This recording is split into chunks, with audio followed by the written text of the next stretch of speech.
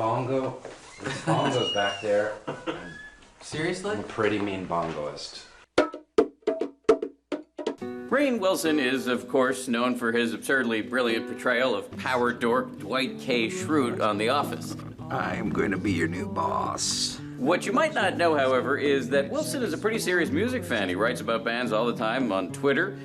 He also played bongos in Weezer's cover version of Joan Osborne's One of Us. And he recently was embroiled in something of an indie rock controversy when he, Wilson, came up with the name for Weezer's new album. He came up with the name Raditude, which has been widely ridiculed in many circles. Pitchfork went so far as to call it ridiculous. Just a stranger on the bus trying to make his way home.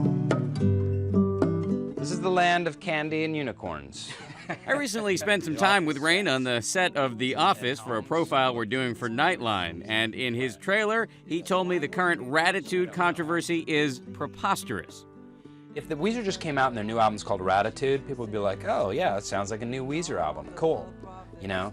But it's like, if you had heard that I had named, you know, let's say John Stamos named Nirvana's new album Nevermind, people would be like, oh, that's a stupid name, you know what I mean? Or like Tom Selleck named the new Stones album Goat's Head Soup.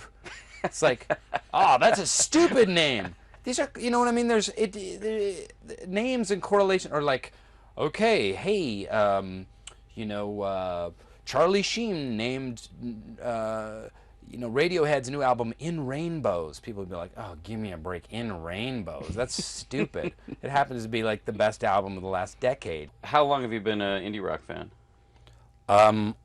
Well, you know, growing up in suburban Seattle in the early 80s, a friend of mine made me a tape of The Clash.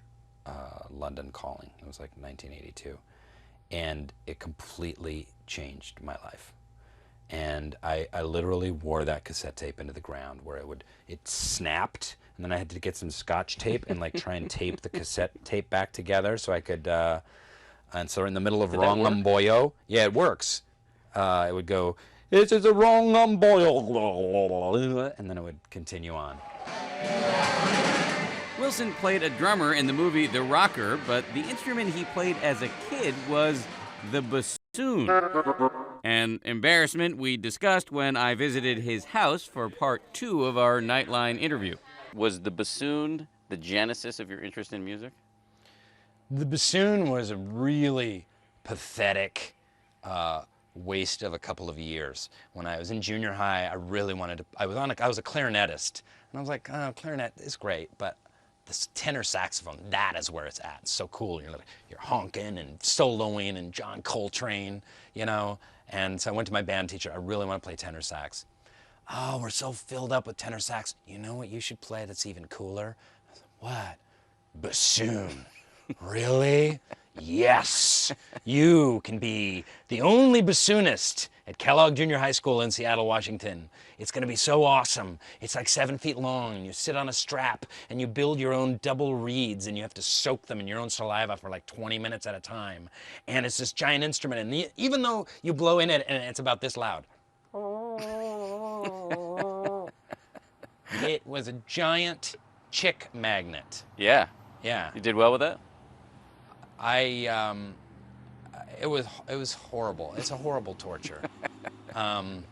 Some kid out there is feeling the pain right now. I know, someone that they suckered into being a bassoonist is like,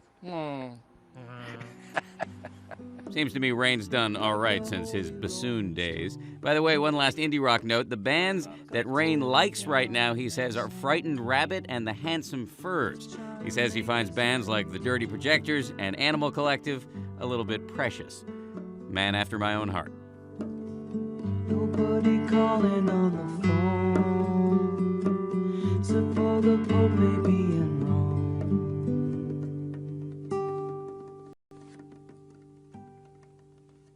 I'm good. You want it? There's like